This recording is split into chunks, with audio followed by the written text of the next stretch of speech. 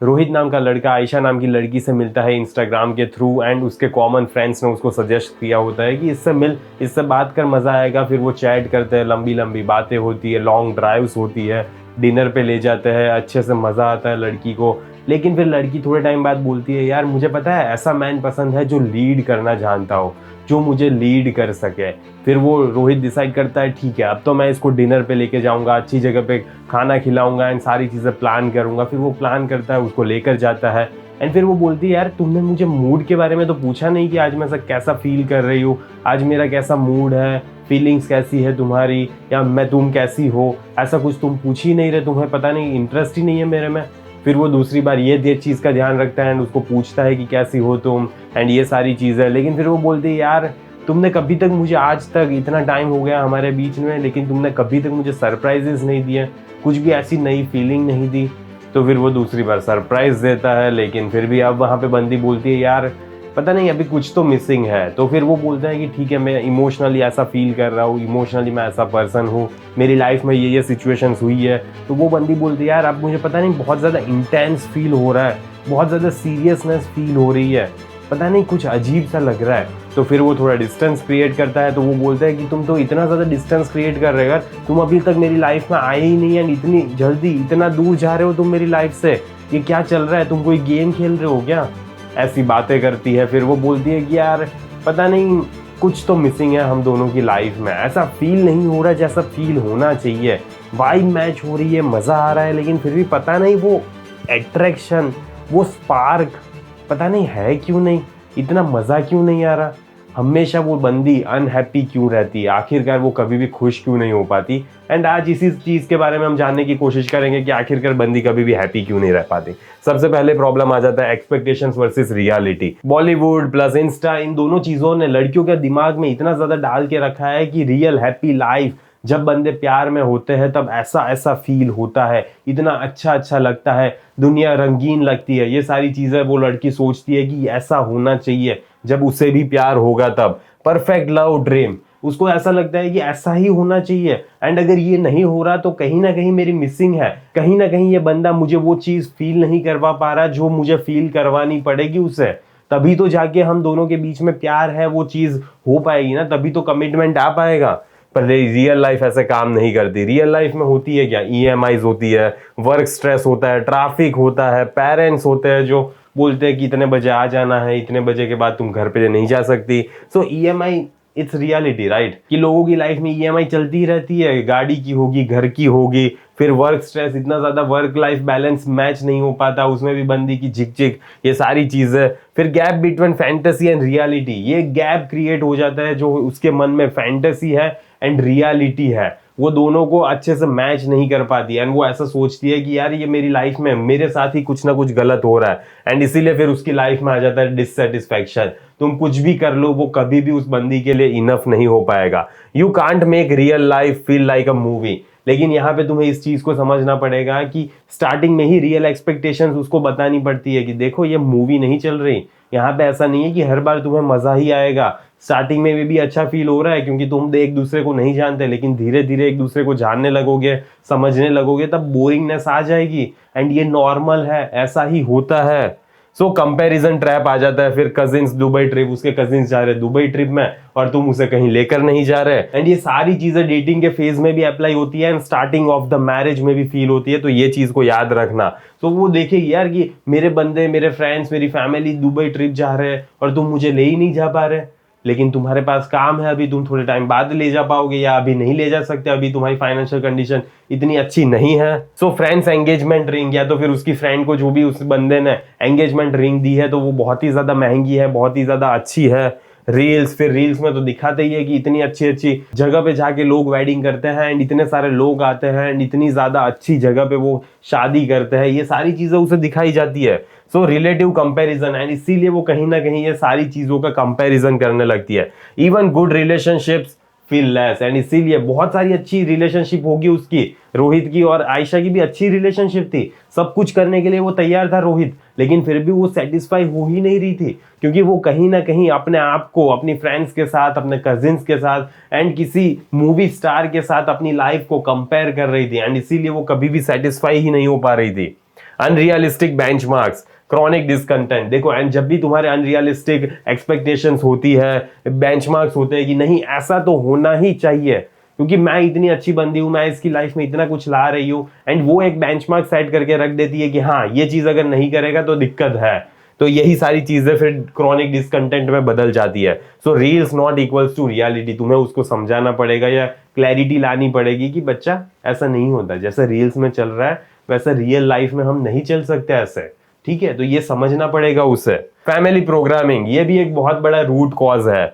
Many grow up around constant criticism, complaining में। बहुत सारे लोग ऐसे ही ग्रो अप होते हैं यार कि कांस्टेंट क्रिटिसाइज कर रहे हो उसकी फैमिली उसको, एंड उसे फिर ये लगने लगता है कि यही चीज नॉर्मल है। मुझे अगर किसी को पुश करना है, मोटिवेट करना है, तो मुझे उसे बार बार क्रिटिसाइज करना पड़ेगा, बार बार रोस्ट करना पड़ेगा, एंड तब जाके वो अपने आप को पुश करेगा। So for them complaining is equals to caring, and उन्हें लगता है कि मैं उसको कंपेयर कर रहा हूं तो मैं उसकी केयर कर रहा हूं, पर उसे ये समझ नहीं आ रहा है कि ये सही नहीं है, ऐसे तुम जिंदगी नहीं जी सकते। Automatically scan for what's wrong, and continuously वो ऐसी चीज देखने लगते हैं कि इस बंदे में क्या गलत है, एंड कंटिन्यूसली क्रिटिसाइज करते रहते हैं। अरे यार तेरे में ये गलत है, तू ऐसे कपड़े नहीं पहनता, तू ऐसे परफ्यूम डाल के नहीं आता, तू ऐसे करता नहीं है, तू ये नहीं करता, तू मुझे फ्लावर्स लेके नहीं देता, तू मुझे चॉकलेट्स लेके नहीं देता, तू मुझे अच्छी जगह पे बाहर घुमाने नहीं ले जाता। इसीलिए वो कॉन्स्टेंटली तुम्हें क्रिटिसाइज करती रहती है। Recreate same emotional pattern in relationships, लेकिन तुम्हें ये समझना पड़ेगा कि तुम्हें सेम इमोशनल पैटर्न्स तुम्हें क्रिएट करनी पड़ेगी जैसी तुम्हें चाहिए।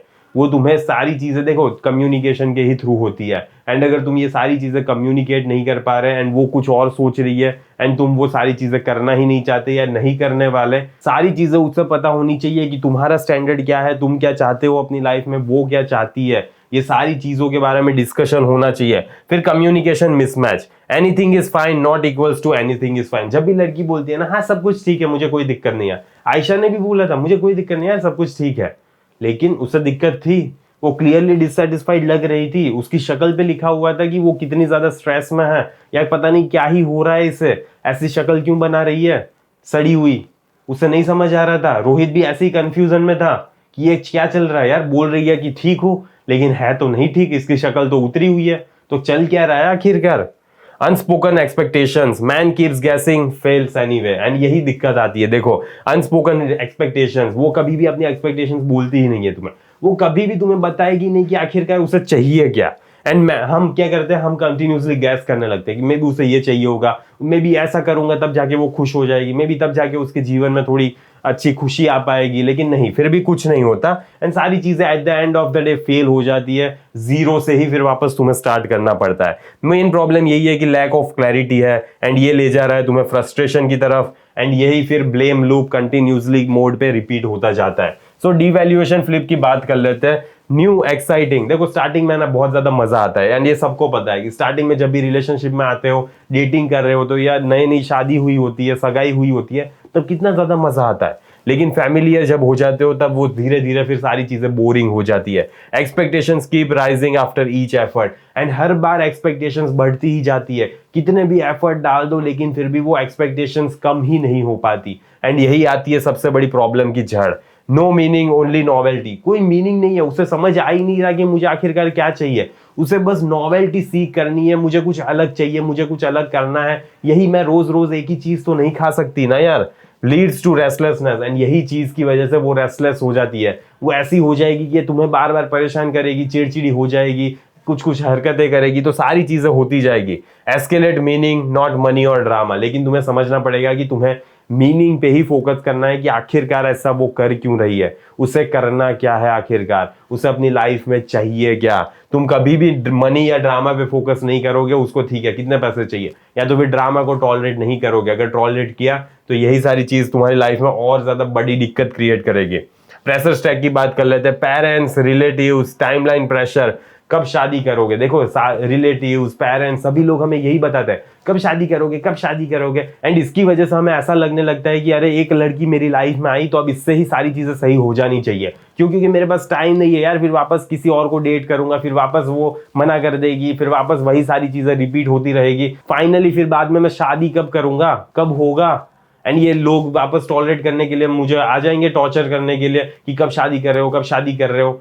यही सारी चीजों की वजह से हमें एक प्रेशर फील होता है कि हमें जल्दी से जल्दी शादी करनी है, डेट करने लगना है, ताकि फिर हम सही टाइम पे शादी कर सके। That anxiety is pushed on to the man, emotional rust and emotional outburst. And इसी वजह से ये सारी चीजें जब एक बंदे पे थोप दी जाती है तब वो इमोशनल रश में आ जाता है, एंड फिर उसकी वजह से होता है emotional outburst. Clear road map kills pressure. पर ये चीज याद रखनी है तुम्हें कि एक प्रॉपर रोड मैप होना चाहिए कि हाँ ठीक है, अगर टाइम लगेगा तो कोई इशू नहीं है, लेकिन मुझे मेरी लाइफ में क्वालिटी बंदी चाहिए। अगर मुझे दिख रहा है कि वो बंदी मुझे पसंद नहीं कर रही, मुझ में अट्रैक्टेड नहीं है, तो फिर भले ही मुझे कितने भी टाइम हो गया हो, 1 साल 2 साल रिलेशनशिप के, लेकिन मैं उस रिलेशनशिप को एंड कर दूंगा, क्योंकि इसको फिर आगे बढ़ाने से कोई फायदा नहीं है। अगर स्टार्टिंग के 1-2 साल में ही वो मुझे पसंद नहीं कर रही, तो शादी के इतने साल बाद तो क्या ही होगा। फिर बाद में इतने टाइम बाद में अगर डिवोर्स लूंगा, उससे अच्छा बेटर है कि हम ही यहीं पे पार्ट वेज कर ले, दूसरे अलग अलग रास्ते पे चले जाए, यही सबसे बेस्ट वे है। टेम्परामेंट एंड अटैचमेंट को समझ लेते हैं। Anxious is equals to test love often. अब देखो, जो भी बंदी एंशियस अटैचमेंट स्टाइल की कैटेगरी में फॉल करती होगी, वो है ना बहुत ज्यादा तुम्हारे पास से आश्वासन मांगेगी कि मुझसे प्यार करते हो तुम या नहीं करते, तुम्हारे मन में अभी भी वो फीलिंग्स है या नहीं है, तुम किसी और से प्यार तो नहीं करते ना। बार बार कॉन्स्टेंटली तुम्हें उसे वैलिडेशन देना पड़ता है, लेकिन देना पड़ेगा, क्योंकि अगर वो एंशियस अटैचमेंट स्टाइल की कैटेगरी में फॉल करती है तो तुम्हें उसको कांस्टेंट वैलिडेशन देना पड़ेगा, तुम्हें उसको बताना पड़ेगा हाँ बच्चा मैं तुझसे प्यार करता हूँ, ठीक है, इतनी कोई बड़ी बात नहीं है, एंड मैं करता रहूंगा, या आज कर रहा हूँ, कल कर रहा हूँ, परसों कर रहा हूँ, रोज या तो फिर हफ्ते में एटलीस्ट एक बार बोल दो अगर वो एंशियस है तो। अगर अवॉइडेंट है तो फिर डिस्टेंस फील सेफ, एंड उसके लिए ना डिस्टेंस में मजा आएगा उसको। जब तुम पुश पुल क्रिएट करते हो तब अवॉइडेंस स्टाइल वाली को ज्यादा ही मजा आता है, एंड वो तुम्हारे में एंगेज रहती है। लेकिन जब सिक्योर होता है तब को क्रिएट बैलेंस, तब बैलेंस क्रिएट रहता है, तब ज्यादा मजा आता है। देखो, अगर तुम भी सिक्योर हो एंड वो बंदी भी सिक्योर अटैचमेंट स्टाइल में आते हो, तो फिर दोनों को एक साथ है ना कोई इतनी ज्यादा प्रॉब्लम्स नहीं आती, दोनों को इतनी ज्यादा गेम्स खेलने की भी जरूरत नहीं पड़ती। लेकिन अगर दिक्कत तभी आती है जब वो बंदी एंशियस या अवॉइडेंट कैटेगरी में फॉल करती हो, तब फिर ये सारी चीजें थोड़ी ज्यादा हो जाती है, एंड फिर तुम्हें उसके नेचर के हिसाब से बात करनी पड़ती है, उसको आश्वासन देना पड़ता है, उससे बात करनी पड़ती है, ये सारी चीजें उसकी अटैचमेंट स्टाइल के हिसाब से ही तुम्हें बात करनी पड़ेगी। Pattern issue, not you are not enough. तुम्हें यह समझना पड़ेगा कि पैटर्न में प्रॉब्लम है, उसकी पैटर्न में कुछ इश्यू है। तो ऐसा जब भी अगर वो बोल रही है कि तुम इनफ नहीं हो, तो तुम्हें पहले तो ये सोचना पड़ेगा कि वो किस व्यू पॉइंट से बोल रही है, वो रियल में बोल रही है या तो फिर नहीं वो कुछ और ही बोल रही है एंड ऐसे ही बोलने लगी, ठीक है। तो ये सारी चीजों को तुम्हें समझना पड़ेगा। Misfit is equals to endless emotional tug of war. And जब भी तुम्हें ऐसा फील होगा ना कि तुम मिसफिट हो रहे हो, तुम यहाँ पे फिक्स नहीं हो रहे, तब हमेशा तुम्हें इमोशनल टग ऑफ वॉर जैसा फील होगा, एंड इमोशनली तुम बहुत ही ज्यादा स्ट्रेस्ड आउट फील करोगे। तो उस सिचुएशन में तुम्हारी मेन कोशिश यही रहनी चाहिए कि जल्दी से जल्दी इस सिचुएशन से थोड़े बाहर निकल जाओ, मैं इस बंदी की लाइफ से बाहर निकल जाऊं। मूविंग टारगेट प्रॉब्लम की बात कर लेते हैं। He reacts to each new complain. अब देखो, तुम हर बार हर नई कंप्लेन के रिएक्ट करोगे तो तुम्हारे लिए ज्यादा ही प्रॉब्लम आने वाली है।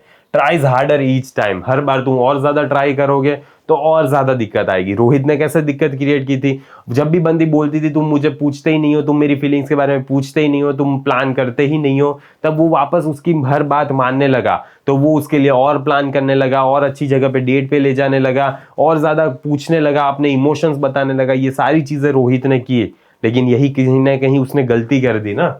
So but issue isn't flowers dinners, it's inner chaos. लेकिन तुम्हें समझना पड़ेगा कि वो बंदी इनर में कहीं ना कहीं उसको अंदर में प्रॉब्लम है, एंड वो तुम्हें अंदर की प्रॉब्लम जब तक सॉल्व नहीं करोगे तब बाहर तुम कुछ भी कर लो उसके लिए, वो सारी चीजों का कोई फर्क नहीं पड़ेगा। You can't fix someone's unresolved dissatisfaction. तुम्हें समझना पड़ेगा कि तुम कभी भी किसी का भी अनरिजॉल्व्ड डिससैटिस्फैक्शन होता है ना, वो सॉल्व नहीं कर सकते। तुम्हें इसके लिए स्पिरिचुअलिटी की तरफ उसको मोड़ना पड़ेगा, थोड़ा मेडिटेट करने के लिए उसे बोलना पड़ेगा, थोड़ा सेल्फ रिफ्लेक्ट करने के लिए बोलना पड़ेगा, थोड़ा ग्रेटिट्यूड में रहे, ये चीज तुम्हें बोलनी पड़ेगी। तुम्हें बोलना पड़ेगा कि यार जर्नल लिख, तू अपने आप में क्या फीलिंग्स आ रही है, क्या थॉट्स आ रहे हैं तुम्हारे दिमाग में, ये सारी चीजों को एक पेन एंड पेपर में, एक अच्छी सी नोटबुक में लिख, एंड सारी चीजों को अच्छे से आर्टिकुलेट कर, ताकि तुझे समझ आ पाए कि तुझे कौन सी फीलिंग्स फील हो रही है। Playbook for man. देखो आखिरकार तुम्हें करना क्या है, तुम्हें ऐसी बंदी तो पहले अपनी तरफ इतनी ज्यादा अट्रैक्ट करनी ही नहीं है जो अनहैप्पी ही रहती है, जिसके लिए तुम कुछ भी कर लोगे लेकिन वो कभी भी खुशी नहीं होगी तुम्हारे लिए। सो सबसे पहले स्टैंडर्ड फर्स्ट, तुम्हारे स्टैंडर्ड सबसे पहले आएंगे। Clarity over guessing. हर बार वो बंदी तुम्हें गैस करने के लिए बोल रही है तो नहीं, मुझे क्लैरिटी चाहिए, मैं गैसिंग गेम नहीं खेलूंगा, मैं यहाँ पे गेम खेलने नहीं आया, मैं ऐसा चाहता हूँ कि मेरी लाइफ में क्लैरिटी आए, शांति आए, एंड ये क्या मजाक चल रहा है क्या।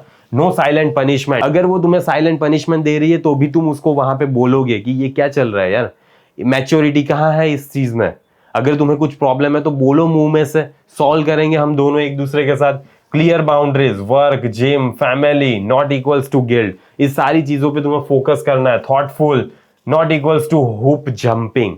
अब देखो तुम्हें थॉटफुल रहना है, तुम्हें ना बार बार उसके इशारों पे या वो जैसा बोल रही है वैसा करने की कोई भी जरूरत नहीं है। अर्ली रीड, देखो तुम्हें पहले से ही कैसे पता चल जाएगी कि आखिरकार उस बंदी का नेचर कैसा है, वो बंदी रियली में जेन्यून है नहीं है, फेमिनाइन है नहीं है। सबसे पहले तो एप्रिशिएशन, वो तुम्हें अप्रिशिएट कर रही है या नहीं। तुम उसके लिए जब कुछ अच्छा जेस्चर करते हो, अच्छे एक्शन शो करते हो, तब वो तुम्हें अप्रिशिएट करती है। ग्रेटिट्यूड दिखाती है वो या नहीं दिखाती, क्लैरिटी लाती है तुम्हारे जीवन में या नहीं लाती, इमोशनल रेगुलेशन है उसमें या बहुत बार भड़क जाती है, बहुत ड्रामा क्रिएट करने लगती है, चिड़चिड़ी हो जाती है, सॉरी सॉरी बोलने लगती है, बहुत ज्यादा नीडी हो जाती है, या एग्जैक्टली करती क्या है, हर बार तुम्हें गिल्ट ट्रिप करवाना चाहती है, क्या है उसका मेन मकसद। तो ये सारी चीजों से तुम्हें पता चलेगा। एंड अगर तुम्हें इसके कोई भी साइंस नहीं दिख रहे तो don't waste a year hoping. तो तुम कभी भी ऐसा मत सोचना कि अरे यार अभी उसमें ग्रेटिट्यूड नहीं है, अभी वो मुझे अप्रिशिएट नहीं कर ले, लेकिन थोड़े टाइम बाद करने लगेगी। नहीं, अगर वो स्टार्टिंग में ही नहीं कर रही तो एंड में कभी भी नहीं कर पाएगी, बाद में भी वो कभी भी नहीं करने वाली। कैंडेंस ओवर ग्रेट जेस्चर्स, अब इस चीज पे भी ध्यान दे देते हैं। वीकली चाय डेट, अब देखो तुम्हें ग्रीन टी पीनी है, कॉफी वाली या मिल्क वाली चाय नहीं पीनी है। And monthly mini adventure, monthly mini adventure करना है, छोटा सा एडवेंचर कहीं अच्छी जगह पे, माउंटेन पे, अपने घर के आसपास ऐसी कोई जगह हो जहां पे तुम बाहर उसके साथ वॉक कर सको, लॉन्ग ड्राइव पे जा सको, तो ऐसा छोटा सा एडवेंचर करो उसके साथ। Quarterly talk, growth and goals, देखो हर क्वार्टर पे हर 15-20 दिन में ना तुम्हें उसके साथ ग्रोथ एंड गोल्स के बारे में डिस्कशन करना है कि आखिरकार तुम अभी क्या चीजें कर रही हो, तुम रियली में अपनी लाइफ में वैसे एक्शंस परफॉर्म कर रही हो जिसकी वजह से तुम अपने ग्रोथ को अचीव कर पाएगी, या फिर पूरे दिन मांगा देखती रहती हो या एनीमे में ही घुसी रहती हो, क्या चल रहा है तुम्हारे जीवन में। ये सारी चीजें तुम्हें उससे पूछनी पड़ेगी, क्लैरिटी लानी पड़ेगी कि उसे क्या करना है, एंड उसकी वजह से वो अपनी डेली लाइफ में एक्शंस परफॉर्म कर रही है या सिर्फ बड़ी बड़ी बातें ही कर रही है। समझ रहे हो? तो don't compete with Insta. And कभी भी वो बंदी तुम्हें इंस्टा के साथ कम्पीट करने लगे, कंपेयर करने लगे, तो सबसे बड़ा प्रॉब्लम है ये। बिल्ड प्राइवेट विंस, तुम्हें प्राइवेट विंस पे फोकस करना है, अपनी इंडिविजुअल विंस पे। Real life greater than real life, तुम्हें उसको बताना भी पड़ेगा। एंड वो देखो अगर समझदार होगी ना तो वो कभी भी रियल वाली लाइफ को रियल लाइफ से कंपेयर नहीं करेगी, क्योंकि वहां पे सिर्फ 1 मिनट का प्यार होता है, बाद में नहीं पता हमें कि उनकी लाइफ में क्या प्रॉब्लम्स चल रहे, क्या कॉम्प्लिकेशंस चल रहे, हमें कुछ नहीं पता। बस 1 मिनट के लिए हमें दिख रहा है कि हाँ वो बंदे एक दोनों दूसरे के साथ कितने खुश है। कॉन्सिक्वेंसेज मैटर, अब देखो कॉन्सिक्वेंसेज है ना बहुत ज्यादा मैटर करता है। क्रॉनिक कंटेम्प्ट, स्टेप बैक, अगर वो बार बार कंप्लेन करती रहती है, बार बार कभी भी सेटिस्फाइड होती ही नहीं है, तो थोड़ा स्टेप बैक करो। बाउंड्री मॉकरी डिस्टेंस, अब देखो हर बार वो तुम्हारी बाउंड्रीज पे सवाल उठाती है, हर बार वो बाउंड्री को क्रॉस करना चाहती है, तो भी तुम्हें थोड़ा डिस्टेंस मेंटेन करके रखना है। Loss self respect is equals to leave, अगर तुम्हारी सेल्फ रिस्पेक्ट उसके सामने पूरी तरह से चकनाचूर हो गई है तो अब तुम्हारे पास उसकी लाइफ में से जाने के अलावा और कोई ऑप्शन नहीं है। हाँ मैं तुम्हें सही बता रहा हूं, तुम्हारे पास और कोई भी ऑप्शन नहीं है। रियल वर्सेस केओस, अब देखो रियल लाइफ में और केओस में क्या फर्क है। If she does the inner work, तुम्हें पीस मिलेगा। अगर वो अपने आप पे काम कर रही है, अपनी इनर सेल्फ पे काम कर रही है, मेडिटेट कर रही है, ग्रेटिट्यूड में रह रही है, जर्नल लिख रही है, तो फिर तुम्हारी लाइफ शांति भरी होने वाली है। But if she doesn't, endless emotional trend पे, तो फिर तुम तैयार हो जाओ कि तुम एक इमोशनल ट्रेंड मिल पे हाँ पूरी जिंदगी दौड़ते ही रहने वाले हो। एंड ये जिंदगी की दौड़ कभी भी खत्म नहीं होने वाली, वो कभी भी तुम्हें वो इमोशनल ट्रॉमा जो तुम्हारी लाइफ में फील हो रहा है ना, वो कॉन्स्टेंटली चलता ही जाएगा। हाँ स्पीड धीरे धीरे बढ़ती रहेगी, कम नहीं होने वाली। तो ये चीज याद रखना कि ऐसी लड़की को टॉलरेट नहीं करना है तुम्हें। Your job is effort and clarity, तुम्हारी जॉब है एफर्ट डालना एंड क्लैरिटी लेना, not fixing her inner void. उसकी लाइफ में जो भी इनर खामी है ना, कुछ प्रॉब्लम्स है उसकी लाइफ में, कुछ पास्ट का ट्रॉमा है, स्ट्रगल्स है, वो सारी चीजें उसे खुद फिक्स करनी पड़ेगी। तुम उसकी कितनी भी हेल्प कर लो कोई फर्क नहीं पड़ता, क्योंकि तुम थेरेपिस्ट नहीं हो यार। उसको अगर वो कुछ प्रॉब्लम में है तो उसको थेरेपिस्ट से कंसल्ट करना पड़ेगा, उसकी अपनी लाइफ पटरी पे लानी पड़ेगी, एंड तब फिर जाके वो तुम्हारी लाइफ में आ सकती है। अगर वो इतनी ज्यादा अनस्टेबल है तो तुम्हारी लाइफ में आएगी तो तुम्हारी लाइफ भी अनस्टेबल ही होने वाली है। सो फाइनल पॉइंट को याद रख लेते हैं, relationship is equals to team work not emotional exam. देखो टीम वर्क है रिलेशनशिप, ओके भाई, एंड ये कोई है ना इमोशनल एग्जाम नहीं चल रही, ठीक है। हमें शांति से एक दूसरे के साथ जीना सीखना है। If goal post keep moving, walk away with dignity. अगर हर बार गोल पोस्ट चेंज होती रहती है, हर बार मूव होती रहती है, हर बार आगे बढ़ती रहती है, बोलती है एक बार फ्लावर चाहिए, एक बार चॉकलेट चाहिए, एक बार डेयरी मिल्क चाहिए, एक बार अच्छी होटल में जाना है, एक बार बहुत बड़ी होटल में जाना है, ये सारी डिमांड्स कभी भी खत्म ही नहीं होती, उसकी तो प्रॉब्लम है। तो walk away with dignity. Love is work, no doubt love is work, बहुत ज्यादा वर्क चाहिए इसमें, डिसिप्लिन चाहिए, एक दूसरे के साथ कॉन्स्टेंटली इतनी ज्यादा बात करनी पड़ेगी, सॉल्व करनी पड़ेगी, क्या क्या प्रॉब्लम्स हो रही है, क्या क्या तुम्हारी एक्सपेक्टेशंस है, क्या क्या उसकी एक्सपेक्टेशंस है, ये सारी चीजों पे तुम्हें काम करना पड़ेगा। बट ये पनिशमेंट नहीं है, ठीक है। तुम्हें लव में, प्यार में, काम करने में एक दूसरे के साथ मजा आएगा, लेकिन अगर तुम्हें जब भी ये पनिशमेंट की तरह फील हो रहा है तो कहीं ना कहीं तुमने अपनी लाइफ में प्रॉब्लम क्रिएट करके रखी है।